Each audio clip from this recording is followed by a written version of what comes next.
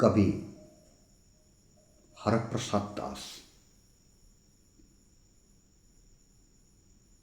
जड़े रोकठोक संभ्रांत एवं हृदय भितर अमाप प्रेम अमाप शक्ति संचार करी कविता संयोजना करुवा कवि होउछन्ति हरप्रसाद दास जड़े प्रशासनिक अधिकारी ओडिशार भारतर विभिन्न प्रांतरे प्रशासक भाव में काम करछन्ति किंतु कविता लेखिबार स्पृहा एवं आस्पर्धा कविता को प्राणशक्ति संचारण करे पारुथवा कवि होउछन्ति हरप्रसाद दास। तेणु से आस्पर्धा को पाठक सलाम करे। कविंकर उर्वायत गीतांजलि एवं श्रीमद् भगवत गीता को नवाक्षरी छंदरे ट्रांसलेशन करिबा अनुवाद करिबार एवं ताको परिप्रकाश करिबार नजीर रही आम आगे तंकर हारमोनियम रे तोड़ी मंत्रपाठ गर्भगृह दूरत्व भ्रम वंश निर्वाचित कविता देश पर्व नर्करे गोटिए ऋतु हो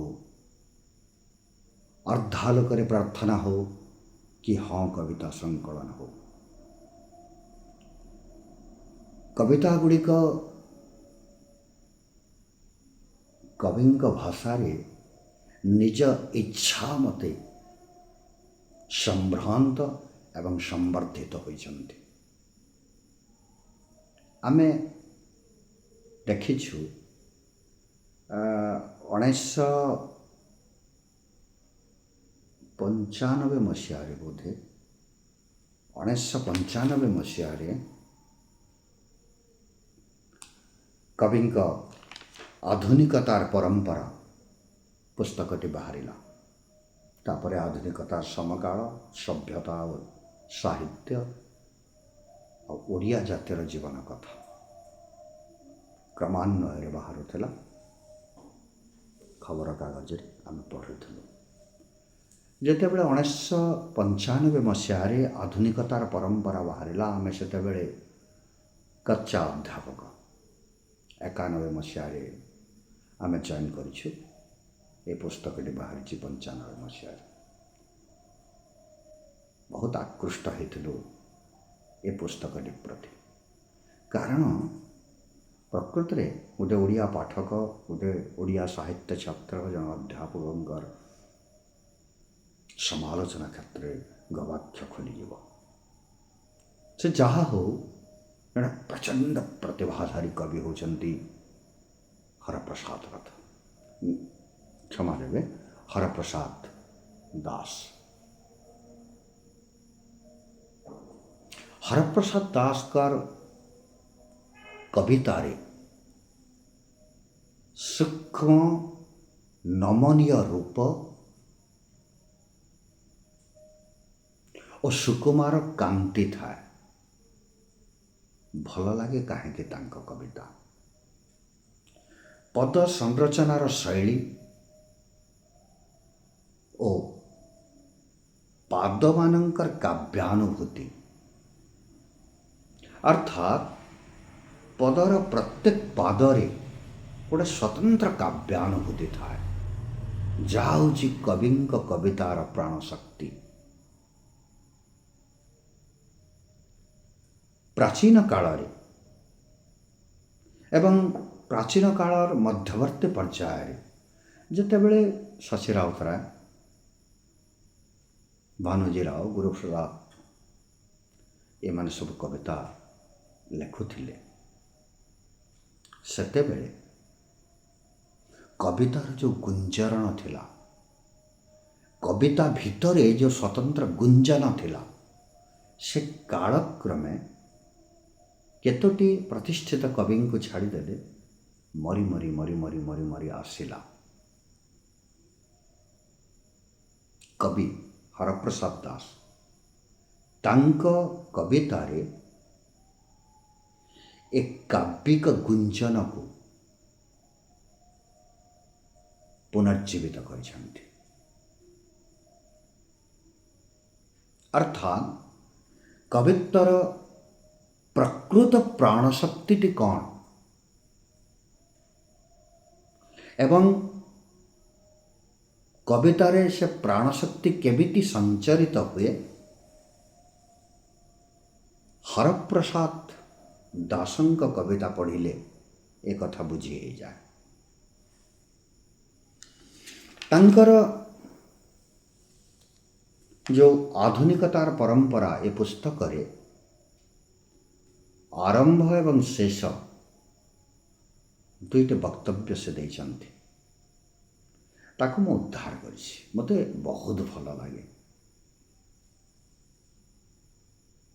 ଆରମ୍ଭରେ କହିଛନ୍ତି କେମିତି କବି ଆପଣ ଏଇଠୁ ବୁଝିବେ, କେମିତି ଆଲୋଚକ ଆପଣ ଏଇଠୁ ବୁଝିବେ।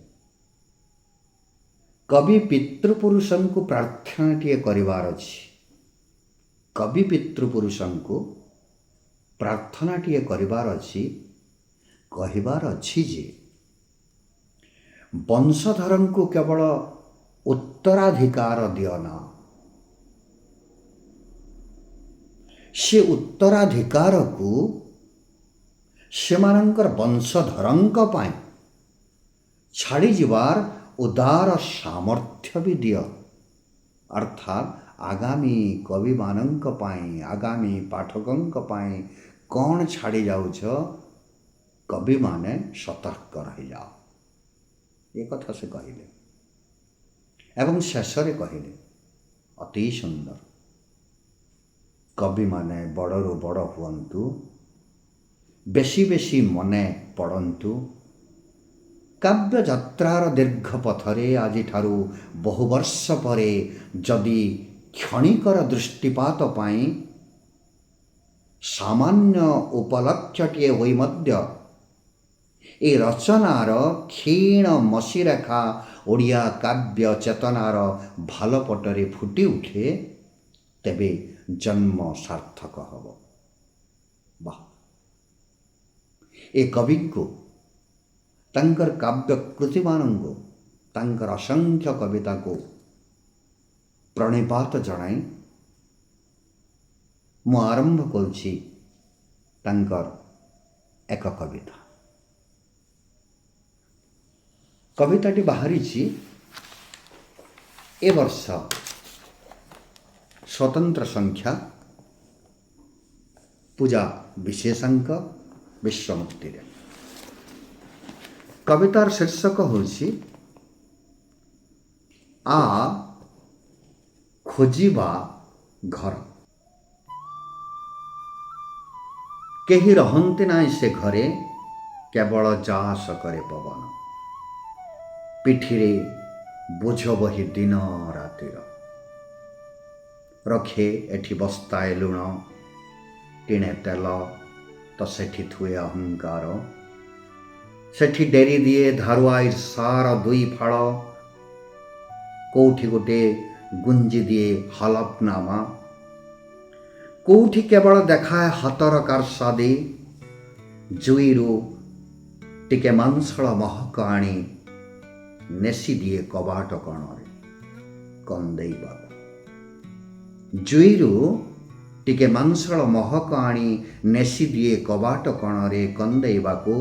ପଟ୍ଟଚିତ୍ରର ରାସରୁ ବହକେଇ ଆଣି ବ୍ରଜଦାଣ୍ଡରେ ଛାଡ଼ିଦିଏ ବିଧୁରା ବ୍ରଜବାଳାଙ୍କୁ। ଠାକୁର ମୂର୍ତ୍ତିମାନେ ଚାହିଁଥାନ୍ତି, ଚାହିଁଥାଏ କାନ୍ଥରେ ହ୍ରଦ, ଠଣାରେ ଆଖି। ପବନ ତାର କାମ କରେ ଧୂଳିରେ ଧୂଆଁରେ, ପବନ ତାର କାମ କରେ ଧୂଳିରେ ଧୂଆଁରେ। କହି ହୁଏନି ଗୋଟେ ଦେଖାରେ, କହି ହୁଏନି ଗୋଟେ ଦେଖାରେ ଏ ଧ୍ୱଂସ ନା ଘର ସଜଡ଼ା।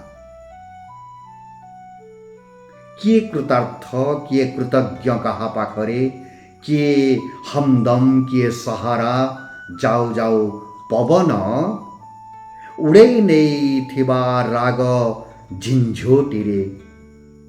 କହି ହୁଏନି ଗୋଟିଏ ଦେଖାରେ ଏ ଧ୍ୱଂସ ନା ଘର ସଜଡ଼ା। ଭାର ଓହ୍ଲାଇ ବସେ କିଛି ସମୟ ଜୀବନ, ଭାର ଓହ୍ଲାଇ ବସେ କିଛି ସମୟ ଜୀବନ। ଶିରିଷ ମୂଳର ଚଉତରାରେ ଡାକେ ଓ, ଉତ୍ତର ଦିଏ ନୀରବତା ଓ। ବାଃ! ଭାର ଓହ୍ଲାଇ ବସେ କିଛି ସମୟ ଜୀବନ, ଶିରିଷ ମୂଳର ଚଉତରାରେ ଡାକେ ହୋ, ଉତ୍ତର ଦିଏ ନୀରବତା ଓ। କେହି ଜଣେ ଆସେ, କେହି ଜଣେ ଆସେ ଘୋର ବର୍ଷାର ଘେରାବନ୍ଦୀ, ଆକାଶର ଗର୍ଜମାଣ ଅଙ୍ଗରକ୍ଷୀ, ଲାଠିଆଳ ଓ କମାଣଧାରୀଙ୍କ ତ୍ରିସ୍ତରୀୟ ସୁରକ୍ଷାର ବଳୟ ଭିତରେ। କେହି ଜଣେ ଆସେ ଘୋର ବର୍ଷାର ଘେରାବନ୍ଦୀ, ଆକାଶର ଗର୍ଜମାଣ ଅଙ୍ଗରକ୍ଷୀ, ଲାଠିଆଳ ଓ କମାଣଧାରୀଙ୍କ ତ୍ରିସ୍ତରୀୟ ସୁରକ୍ଷାର ବଳୟ ଭିତରେ। ଘେରାଏ ବୁଲି ଆସେ ଘର ଭିତରେ ଓ ନିର୍ଦ୍ଦେଶ ଦିଏ ପବନକୁ ଖାଲି କରିବା ପାଇଁ ଘର। ଭଙ୍ଗା ହେବ ଏ ଘର, ହେଉ ମୋର ବୋଲି ତ ମୁଁ କହିପାରିବି ନାହିଁ ସେ ଥାଉ। ଭଙ୍ଗାବ ଏ ଘର, ହେଉ ମୋର ବୋଲି ତ ମୁଁ କହିପାରିବି ନାହିଁ ସେ ଥାଉ। ଆସନ୍ତୁ ଶ୍ରୀ ହାଇବା, ଆସନ୍ତୁ ଶ୍ରୀ ଟିପର, ଆସନ୍ତୁ ଶ୍ରୀ ବୁଲଡୋଜର, ଭଙ୍ଗା ହେବ ଏ ଘର, ହେଉ। ଆ କଳ୍ପନା ମୋ ହାତ ଧର, ଆ କଳ୍ପନା ମୋ ହାତ ଧର, ତେଜି ଦେ ଆଲୁଅ ବାଟ ଦେଖାରେ ସୁନ୍ଦର। ଆ ମୋ ଅବୁଝା ଆତ୍ମା, ଆ ବଳ ଭିତରେ, ଯୋଉଠି ଥିଲୁ ସେଇଠି ଧୈର୍ଯ୍ୟ ଧର। ଘର ଭାଙ୍ଗି ହର୍ମ୍ୟ ତୋଳୁଥିବା ମଣିଷଙ୍କ ଏ ସଂସାରରେ କୋଉଠି ନା କୋଉଠି ଆମକୁ ମିଳିଯିବ ଠିକଣା। ଆ କଳ୍ପନା ମୋ ହାତ ଧର, ତେଜି ଦେ ଆଲୁଅ ବାଟ ଦେଖାରେ ସୁନ୍ଦର। ଆ ମୋ ଅବୁଝା ଆତ୍ମା, ଆ ବଳ ଭିତରେ, ଯୋଉଠି ଥିଲୁ ସେଇଠି ଧୈର୍ଯ୍ୟ ଧର। ଘର ଭାଙ୍ଗି ହର୍ମ୍ୟ ତୋଳୁଥିବା ମଣିଷଙ୍କ ଏ ସଂସାରରେ କୋଉଠି ନା କୋଉଠି ଆମକୁ ମିଳିଯିବ ଠିକଣା। ଆ ଖୋଜିବା ଘର। ଆସନ୍ତୁ ମହାଭାଗ ବିଶ୍ୱକର୍ମା, ଭାଙ୍ଗନ୍ତୁ ଗଢ଼ନ୍ତୁ ଯାହା ଇଚ୍ଛା ତାହା କରନ୍ତୁ। ଅହୋ ଭାଗ୍ୟ ମୋର, ଅହୋ ଭାଗ୍ୟ ମୋର, ଅହୋ ଭାଗ୍ୟ ମୋର।